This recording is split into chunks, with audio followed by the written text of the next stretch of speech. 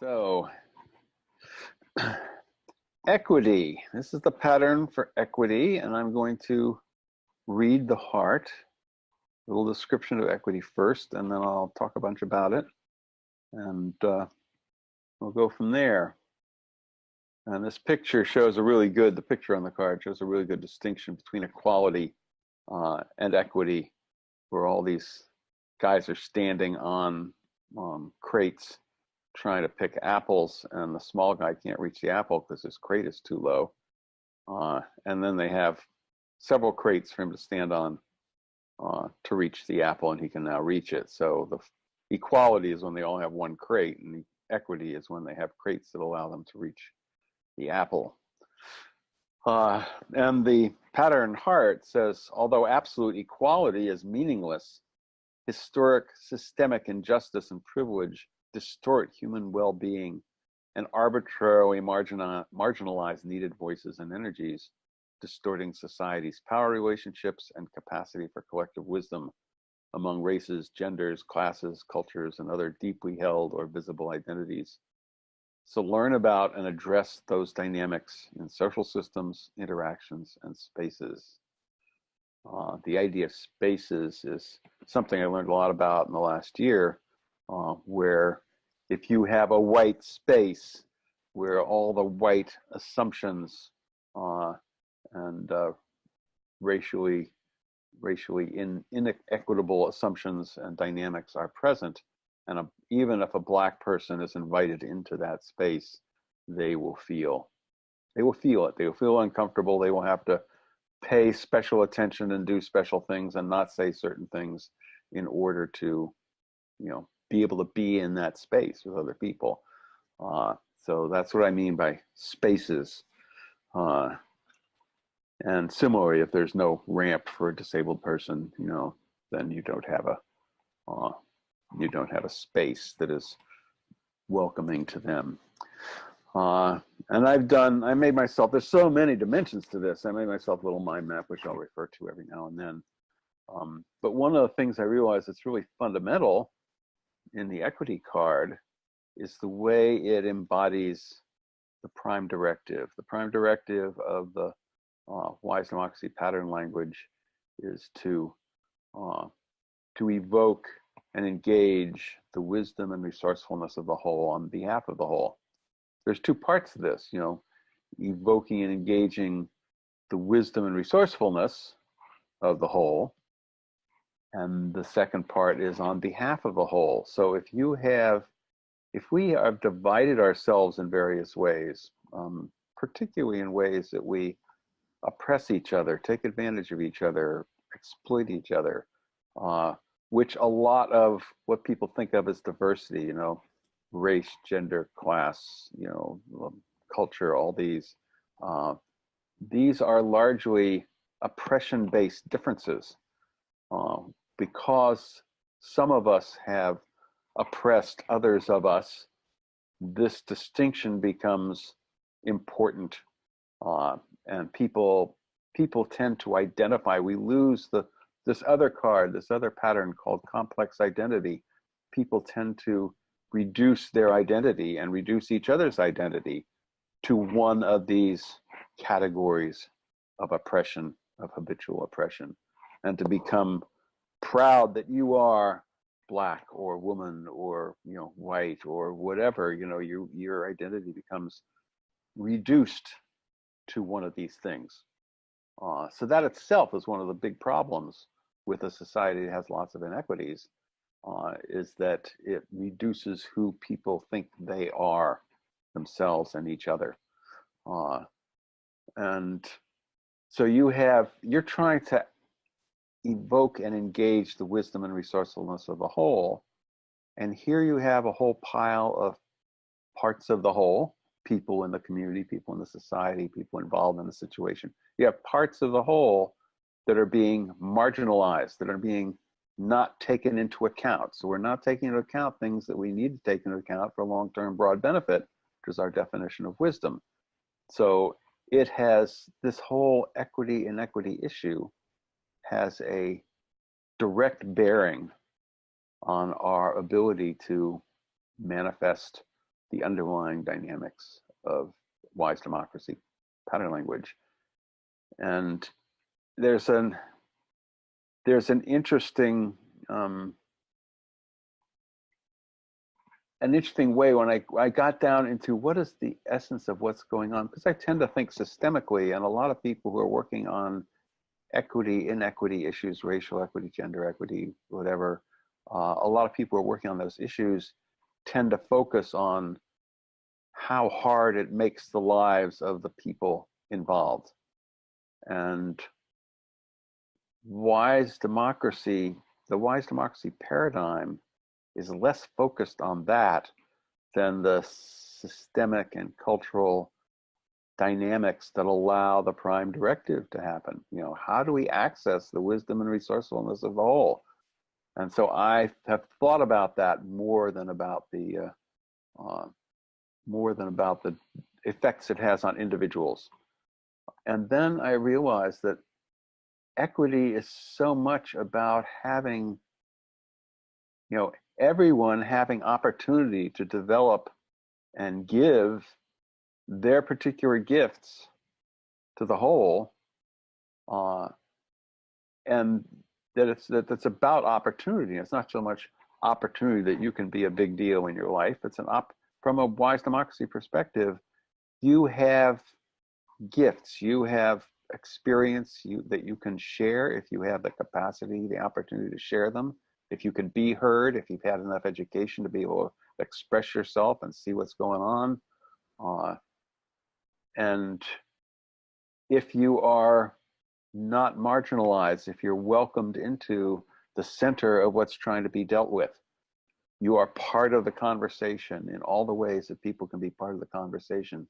So your historic or systemic oppression or marginalization plays a role, and how we organize the conversation, how we bring you in, how people are included. The whole question of inclusion is major, major, major here. But it's about people's gifts. They have something to offer that would be useful. So we want to create the larger systems, the interactions, and the spaces that will allow us to evoke, to draw up and into reality, and to engage in a creative way whatever gifts everybody has. And that requires looking through an opportunity lens. The way we're setting things up, the way we're creating our spaces, when people come into that space, when people interact with us, will they experience opportunity that draws out whatever the best that they have to offer?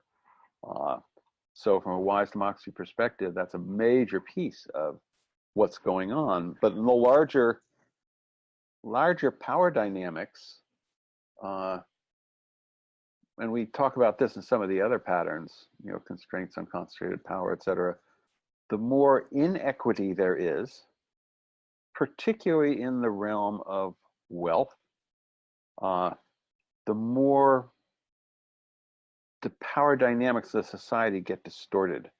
If you have lots of money, if you have lots of media control, if you have lots of either membership in official decision-making bodies, you know, you're elected, you know, politician, or you can buy off politicians, people who are there to make major decisions. If you are president of a major corporation, if you're just a major corporation, you know, you can wield tremendous influence, outsized influence. And the more everyone else is impoverished while you are made wealthy, the more capacity you have to impact the economic and political systems to give you more wealth and power.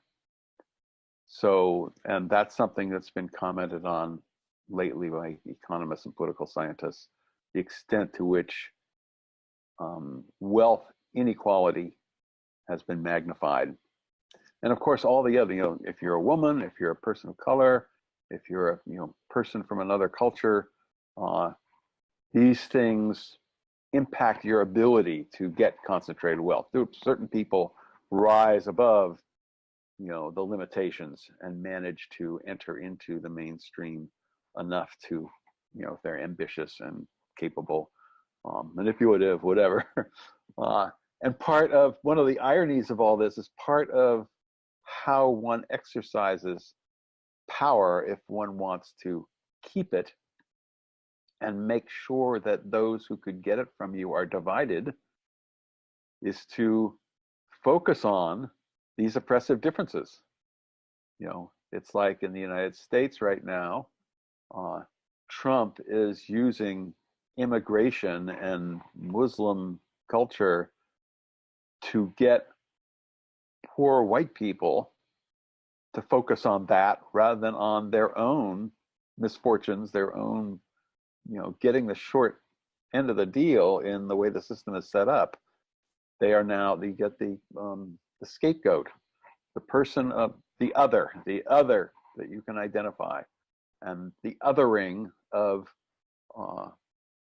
people who are marginalized and oppressed is a great political tool to maintain your power, so that those people who are oppressed, including white men, Christian, European roots, there's plenty of those people who are oppressed also, but you can get them to focus on what the Black people, the women, the other, people of other races and cultures, immigrants, whatever, are taking away from them. Divide and conquer. You win, they lose. So it's a feedback loop. It's one of the feedback loops that generates the negative power dynamics in our society that, is part of what needs to be attended to. We need to take into account what needs to be taken into account for long-term broad benefit. And the dynamics that reinforce concentrated power is one of the main things we have to do. And equity is the other side of concentrated power. If concentrated power was minimized, equity would be maximized or optimized.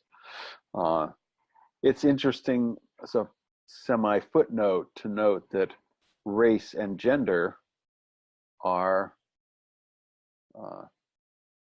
visible. They're more visible than other kinds of difference, except some cultural religious practices, that make it visible that you are from a marginalized group. But race and gender are kind of hard to hide.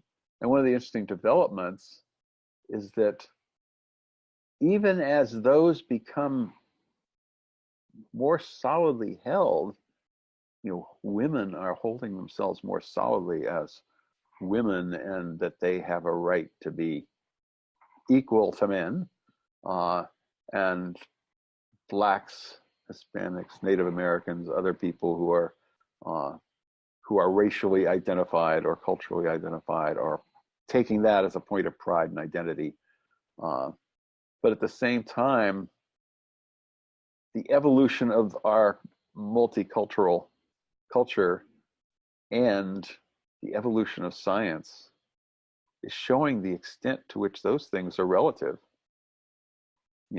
To say, for example, that Obama was Black when he had an African and a European root, African father, European root mother.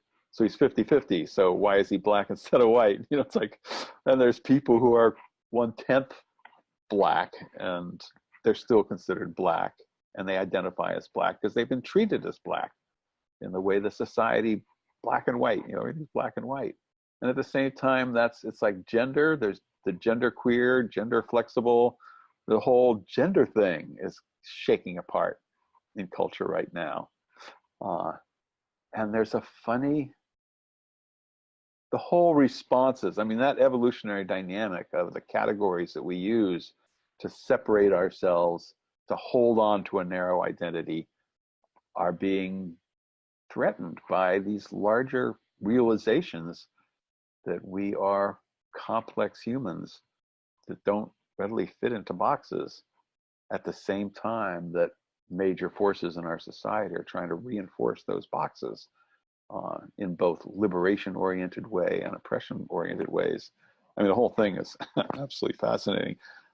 And there's a whole movement called intersectionality, academic way of saying all of the forms of oppression and privilege are intimately related, and that for too long they have been separated out. So you get poor white men are being helped to identify as white and men so they can feel threatened by women and blacks or women and people of color.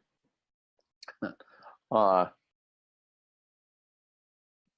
and then a black man is then put off against a black woman because she's a woman and he's a man, and you're dividing that way, and you can't have alliances, you know, and men and white men and black men can't build alliance because they're black and white, and white women and black women can't build an alliance because they're women and men.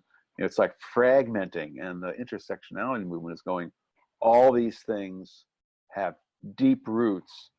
The roots are rooted in white, patriarchal, uh, European, Western kinds of logic, straight, etc.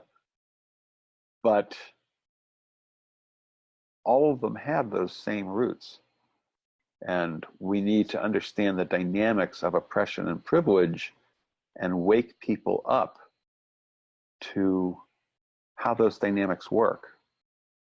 And to get beyond, for example, white people are trying to wake up to their racism, you know, and try and get away from white guilt into just understanding what's going on. What are the dynamics of racism, of white privilege, and white supremacy? The whole idea of supremacy, of superiority, because you are one of these things, and other people are inferior because they are one of these things.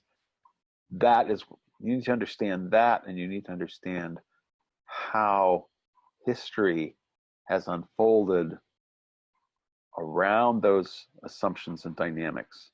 You know, the slavery, the oppression, the privilege, and how it's been built into the structures of systems. Hard to get a job, hard to get a house, hard to encounter with police. You know, there's just endless things that make it hard to have opportunities that are anything remotely similar to the more privileged people. And the more privileged people, most of the time, don't even realize that they're privileged. It's invisible. Privilege is invisible. Part of privilege is not having to pay attention to it. To be able to say, all lives matter. Well, it's true, all lives matter. But the point is, some people have to live through the experience of not mattering over and over and over and over and over again. And other people just experience themselves as human beings, you know. They're not trying to oppress anybody. I mean, to somehow climb out of your own personal guilt or innocence or involvement in these things and go, oh, this cultural, systemic, economic, political, whatever dynamic of oppression, privilege is built into the culture. It's built into me. It's built into you. You know, the whole idea of internalized oppression, and internalized privilege. And that's one of the things that makes it hard to deal with until we can make it, until we can name it, have it be an object for analysis and action, and not get caught in these, you know, these divide and conquer roots, these personal guilt or innocence roots, both from, you know, people, the black people who are making, you know, saying whites are guilty of this, that, and the other, and the whites, some whites feeling they're guilty or reacting and going, you know, I'm not privileged, you guys are messed up. You know, it's like, till we get out of those and can see this as a systemic, cultural, psychological, whole system phenomenon, and together address it, we won't make much progress. and this dynamic of undermining our ability to uh, include all the gifts of all people in our deliberations and in our distributions of benefits and all that is going to be seriously undermined. And the question of what to do about it. One of our other cards, restorative justice, that is intimately related to this, and the idea that different parties who have harmed and who have experienced harm, and the larger community that contains those parties, need to heal. They need to hear each other. They all have different experiences. The validity of all those experiences, if there's a good hearing of what that's really like by all parties, of all parties, very often the whole can heal. And many restorative justice people add in changing the system. System dynamics play a role in this. So if all the parties can participate in changing the system dynamics so that this kind of thing doesn't happen so much. So you have, that's kind of an ideal. The idea of forgiveness, healing, these things, all of which are fundamentally true. The idea of civility, of let's talk respectfully to each other, let's listen. All that is really important. And if people have been messed with personally and historically, and all of their friends and associates have been messed with personally and historically, there needs to be a priority given to hearing what that's like for them, to hearing their stories, for the emotions and the struggles to be able to come out in some way. And very often the people, the white men, whatever, the people who have been more privileged in the oppressive systems have a hard time listening to those energies, being present with those energies. So it's a tricky space to navigate, to do true healing in that space. And I just want to note this, and I'll be offering some resources to try and navigate that space. But it's not as if, okay, everybody, let's just make sure everybody's equal or everybody has equal opportunities. There's a lot of social and psychological and systemic dynamics at work that make it very delicate. And so I want to acknowledge that complexity.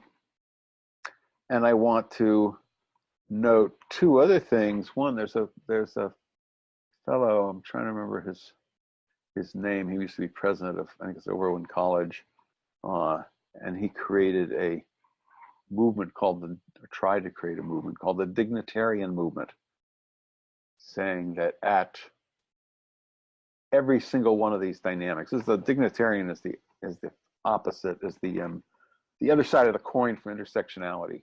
Intersectionality is looking at the oppressive dynamics of all of these things are common, and he's looking at the thing which is at the root of all this is the dignity of the people involved.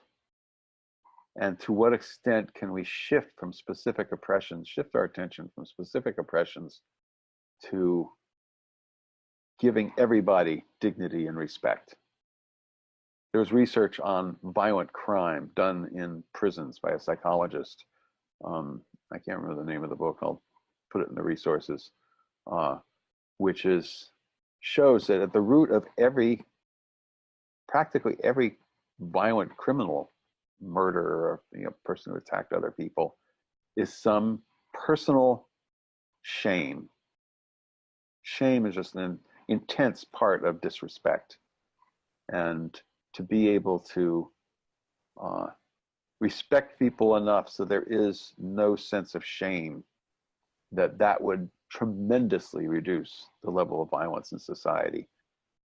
So this book, which looked at this psychologist named James Gilligan, looked at violence, violent crime, the roots of violent crime, from interviewing violent criminals in prison, and found that shame was at the root of their violence. They were lashing back at society that had made them feel ashamed, that had made them feel invalid as a human being. So it's not just opportunity that is being taken away. It is identity and the right to exist in the world that is being undermined by these oppression dynamics and privilege dynamics. And respect is a famous song, R-E-S-P-E-C-T, respect is fundamental to that. So how can we grant full right to be, legitimacy as a human being to each other, and to recognize that sometimes at a social level, not necessarily a personal level, people need to be given special supports to help them become, in fact, equal in their ability to function in the world. Those of us who are more privileged don't realize what it's like. It's like the disabled people call the abled people temporarily abled. It's like at the point where you are in a car crash and you are suddenly crippled, you realize, and you're in a wheelchair, you realize the absence of ramps impacts you now. You didn't even think about ramps before. Stairs, you walk upstairs, whatever. The fact that the world is not designed for you as a blind person, a disabled person, becomes home, and you realize you need those supports in order to function at a quote unquote ordinary level. And you realize that there's a privilege. There's a privilege to being able to see. There's a privilege to being able to walk. There's a privilege to being white. There's a privilege to all these things that we think of as just human behaviors and ordinary reputation and stuff like that. So that's some of the dimensions I see in this. And from a wise democracy perspective, I want to honor all the people who are doing the work in this. And I want to feature the idea that what we're trying to do is give everyone the legitimacy and opportunity to develop their gifts, to offer their gifts into the deliberations and implementations of things that will then benefit everybody. That's the dynamic. That's the dynamic that we're working for in this pattern language. And that's the role that we're focused on. And we invite other people to focus on as we do the work to make a more equitable society.